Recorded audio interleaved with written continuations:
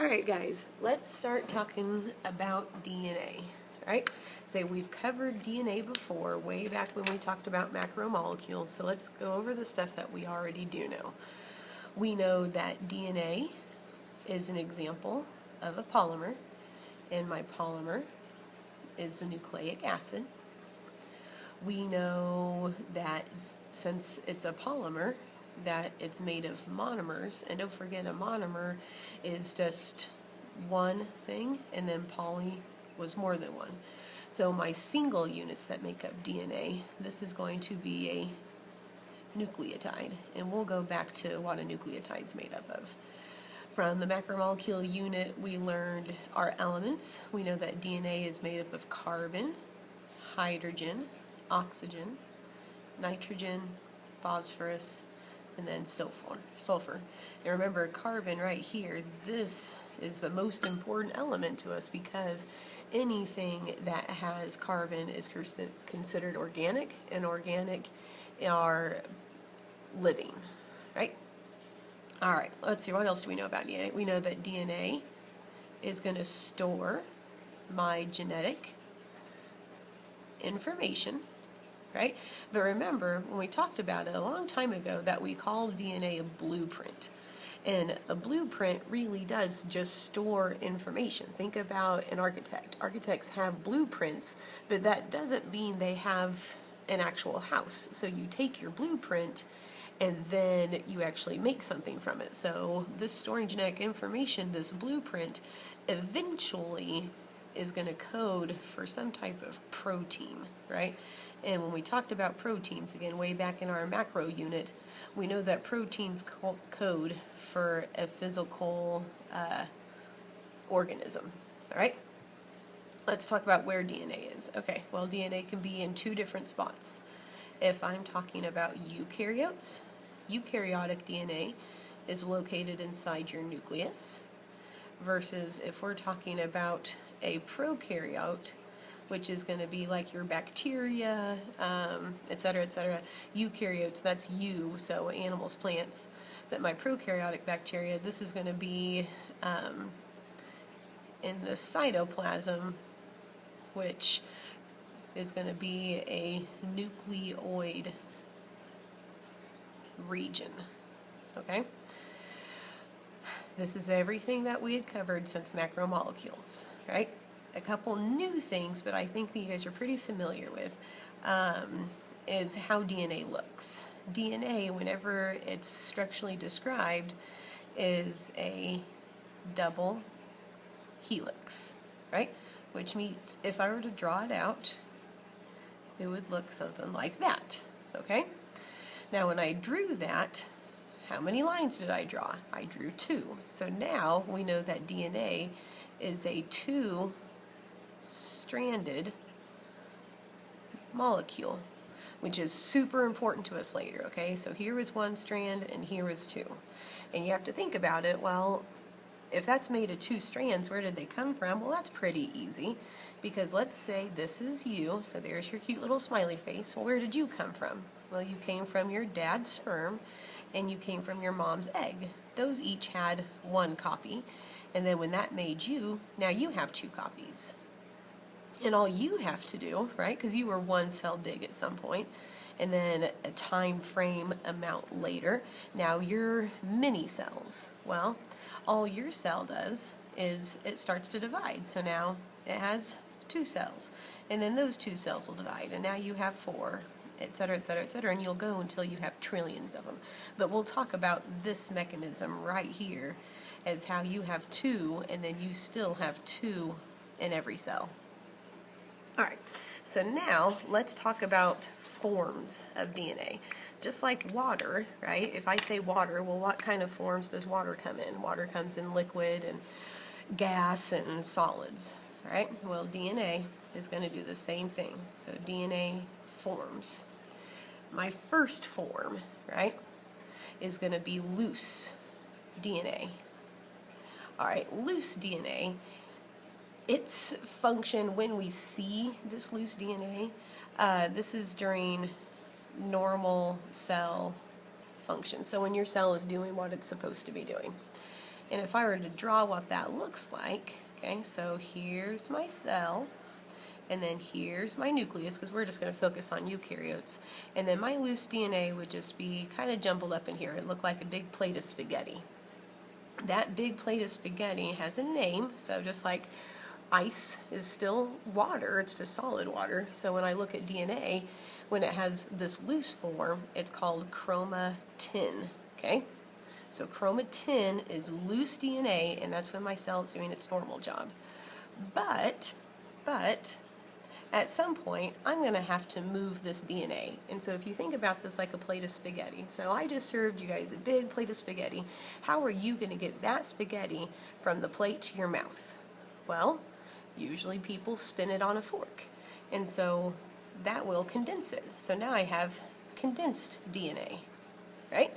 And condensed DNA, exactly like I said, if you have a plate of spaghetti and you want to eat it, you spin it on your fork. Okay, well, this is going, like the reason I would want to do this is because I have to move my DNA. And so now here's my cell, here's my nucleus, and instead of it being just kind of loose in there, now it starts to coil up into pieces like that, right? This is called a chromosome, right? And we've heard of chromosomes before. Also, to note, right, whenever you get a big plate of spaghetti, a lot of people will cut it with their fork into pieces before they spin it, so it's a little bit more manageable. It's the same thing here. Like if we took my whole DNA molecule, sorry, that's right on the edge. So let's say we have it like that. I'm going to start chopping this thing into pieces. So that way it's a little bit easier to coil up. Now something about this is if you're going to coil up your spaghetti on your fork, right, you have to use a fork. You can't just stare at your plate of spaghetti and say, okay, spaghetti, coil. It won't do it. You have to have a utensil of some sort. And so when I look, I'll just draw it a little bit bigger. So here's my DNA and it's all coiled up. What I'm going to have is I'm going to have my fork, right, or my metaphorical fork. These are proteins. These are called, oh, sorry, that's a bad marker. These are called histone proteins. And histone proteins are just the fork for my DNA. So that way it has something to wind around. All right, now, way back over there, right, when we talked about, hey, here you are, right, here is you, and then you came from sperm, and you came from egg, and those each had a copy, and now you have 2 copies. Well, if I want to make more of you, right, so if I want to make 2 cells that are of you, I can't just divide it, because that means I would only have 1 piece of DNA in each. Well, that's not enough. We need 2.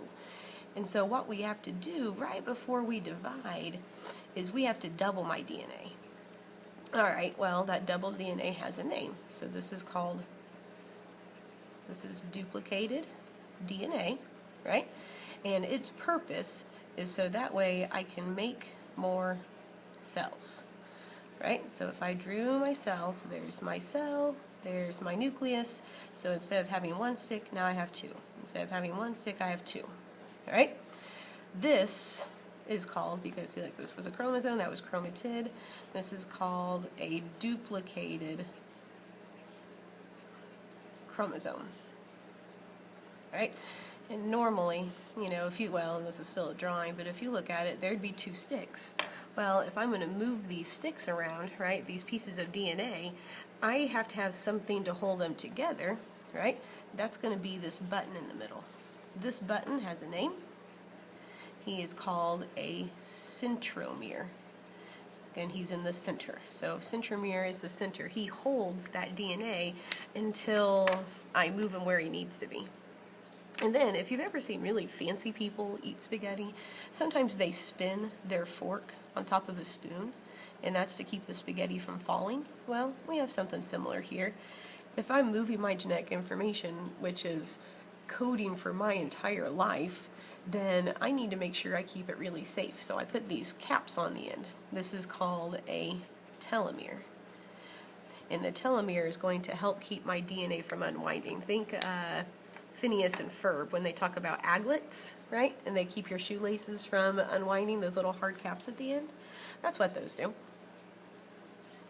All right, then last little part, right? And this is not really a form, so I'll just put a nice little star. Really, it's just some terminology we need to be familiar with. So here's my DNA, right? Double-stranded.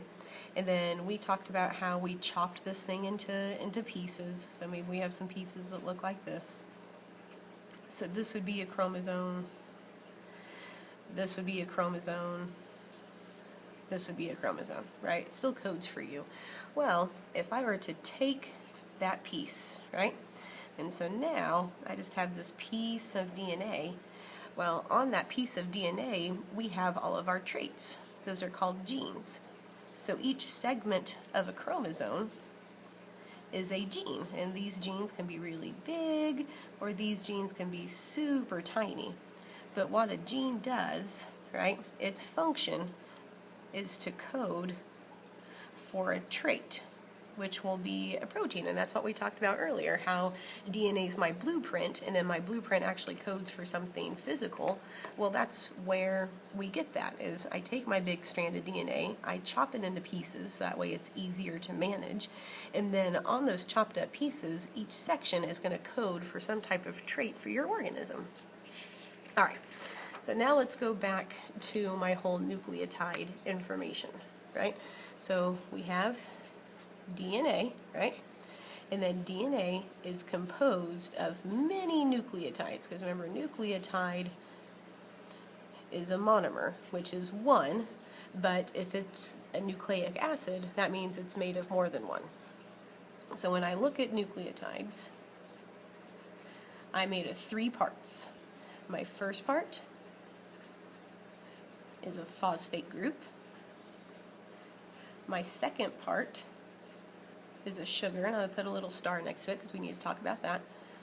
And then my third part, this is going to be a nitrogen base.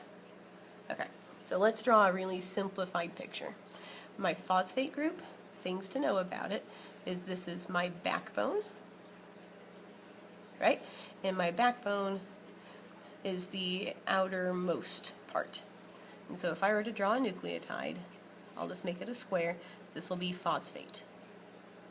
Then my phosphate is going to attach to a sugar. Because we're dealing with DNA specifically, this sugar is a deoxyribose. That's where the D comes from. So when we look at DNA, right, when I actually spell that out, because these are just letters standing in for words, my D is deoxyribose, and then my N, nucleic acid. So DNA is deoxyribose nucleic acid, and since we've already gone through our macro unit, we know that that ends in ose, and that ose means it's a sugar, so we're pretty appropriate here. And then attached to this, we're going to have our last structure, which is a nitrogen base. So I'll just kind of put NB really, really tiny right there. Now my nitrogen bases, I actually have 4 options. Either it can be adenine, I can be thymine, I can be guanine, or I can be cytosine, right? So in here, we can just kind of choose a random one. Let's make this nitrogen base be a T. Okay. But, okay, actually, let's talk about this super quick. Looking at these, see, nucleotides only made of 3 parts. This sugar is actually pretty important. That's stuck here in the middle. Imagine if you had a soda and you spilled it in your car and you left it for a couple days, you didn't clean it up. Well, the texture of what you spilled would be really sticky. Whenever we start looking at organic molecules, sugar is normally in the middle of stuff because it helps stick 2 molecules together. So we have a super rigid phosphate backbone, we have sticky sugar, and then that sugar helps stick the nitrogen base to the phosphate. But because my DNA is nucleic acid, that means he's a polymer, so he's made of more than 1 nucleotide. So now I just get to repeat, right? I'll have a phosphate, I'll have a sticky sugar, and then I'll have some type of nitrogen base, and let's make this nitrogen base my cytosine. Again, that's just random. And then we can do another one. So we have my really strong phosphate backbone, I have my sticky sugar in the middle, and then I'm going to have some type of nitrogen base. Maybe we'll make this one an A. All right? Now, way back over there, right, in the very beginning of the notes, we talked about DNA and how it was made of 2 strands. Okay? Super important for what we're coming up to. So, if I have 1 strand right here, now I can make it the opposite. One guy to note, right, one name with all of these. Let's put it right here. These are called Chargaff's rules. And Chargaff, just a scientist, and when he analyzed DNA, he saw that all of these letters, these A's, these T's, these G's, these C's, always occurred in pairs. And so Chargaff's rule says that every time there is an A, he would find a T. Every time he would find a C, he would find a G. Easy way to remember, apples go on trees, cars go in the garage. And so if I come back to make my double-stranded molecule, I'm still going to have phosphate at the very, very outside because he's strong. I'm going to have that attached to a sugar because it's sticky, and then that sugar is going to attach to a nitrogen base. Well, looking at Chargaff's rules, if this is a T, that means this guy over here is going to be an A. And then I can just do it again. I have my really strong phosphate backbone. I have my sugar in the middle, which is really sticky, and then I have that attached to a nitrogen base. Well, if that's a C, according to Chargaff's rules, this is paired with a G. And then we can do it again. So now we have my strong phosphate backbone. I have my sticky sugar in the middle, and then my sticky sugar is attached to a nitrogen base. According to Chargaff's rules, if this is an A, that means this has to be a T.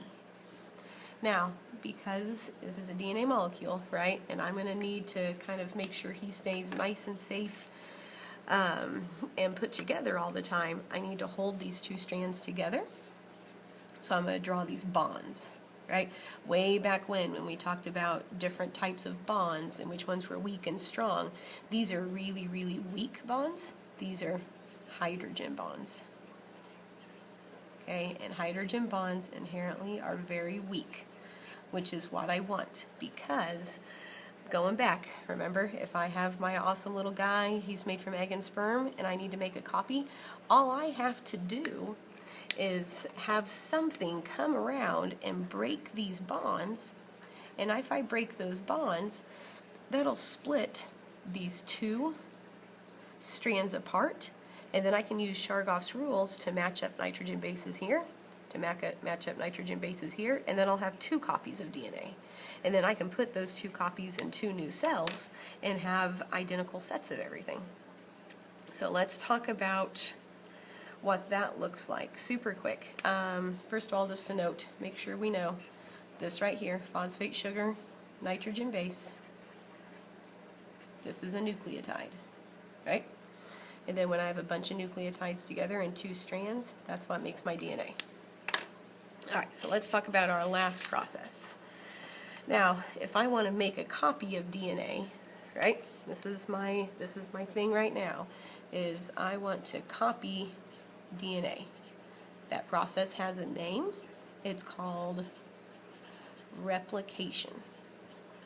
And the reason I want to do replication is so I can make more DNA. And if I make more DNA, then I can make more cells. I mean, imagine you guys were 1 cell big at some point, but you're not 1 cell big anymore. You're more than 1 cell. So you had to make more. Or if you guys have ever gotten a cut before, well, if you've gotten a cut, it's not an open wound still. 10 years later, it healed. That's because you had to make more cells. But in order to make more cells, I have to make more DNA because that's what codes for who you are. All right, so let's just take a situation. This is going to be called original DNA, right? And I'm just making up letters. There's no rhyme or reason to it. I'm just going to use my 4 nitrogen bases. So let's make a T, A, C, C, G, A, A. There you go. That looks great. Now, according to Chargaff's rules, remember Chargaff's rules said A's always go with T's, and G's always go with C's. So if I have a T right here, that means he's going to be paired up with an A. If I have an A, it's a T, a C, a G, C, G, G, C, A, T, A, T. Okay, so now I have a two-stranded molecule, right? And it, naturally, one would come from mom, one would come from dad, but this is you now, so that's all your own DNA. And then, like we said before, we have these hydrogen bonds that are going to hold those nitrogen bases together. So what I want to do, my first step in DNA replication is I want to unzip my DNA. And when I say unzip, is I just want to start to break all of those hydrogen bonds, right? So I'm going to show these hydrogen bonds broken. So let's just rewrite our DNA. So it was T, A, C, C, G, A, A. But I just broke all of those hydrogen bonds, right? Like I went through and I broke them all. So now I have these two strands, and these two strands are separated. So I'm just writing them, oops, sorry, G, G, C, T, T. So I'm just writing them further apart, right? I broke all the hydrogen bonds. Now I have two open strands that I can deal with. So my second step, right, is to pair my bases, right? And so let's just write my original strand again. So this was T, A, C, C, G, A, A. And so what we're going to do is we're going to come through with an awesome little dude, an enzyme, and he's going to see. He's like, oh, if here's a T, that means I'm going to pair it up with an A. If there's an A, it's a T. C, G, C, G, G, C, A, T, A, T. So I just made a copy of one, and then I had this other set over here. Remember, it was A, T, G, G, C, T, T. All right, well, same thing. I'm going to come through and be like, oh, look, I have a bunch of open nitrogen bases. Now I can pair them up. So if this was an A, it was a T, TA, GC, GC, CG, TA, TA. So now, where I started with one strand of DNA, now I get two strands of DNA. And once I have those two strands, right, so really step 3 in the oversimplification of everything is to put those new copies in a new cell, right? And so I can have my cell. Let's just pretend that this is a cell and this is a cell. And see, look, and this was my original cell. And so each of these strands is just going to be put in. So that means this guy can go into this cell, this guy can go into this cell, and now both my cells have a copy of DNA that is identical to the first one. That whole process right there, right, that I have part of an old strand, right, and part of a new strand, the process has a name. This is called semi-conservative. And what I mean by semi-conservative, semi means sometimes, and conserve means save. And so really it's just saying that I saved half of my old strand and then I paired it up with a new strand. So it's semi-conservative. That just helps ensure that every living thing, or that all of your cells have an exact copy of DNA, right? Like that's all we're trying to do, is just make sure every one of your cells that makes up your body, so your heart cell and your muscle cells and your eye cells and your hair cells and your liver cells, that they all have the exact same copy of DNA. But, and we'll get into it a little bit later, you have a whole set of DNA, but you don't have to use all of it at the same time. It just depends on what kind of protein you need to make at the moment. But to cap up, right, so let's just kind of recap super quickly.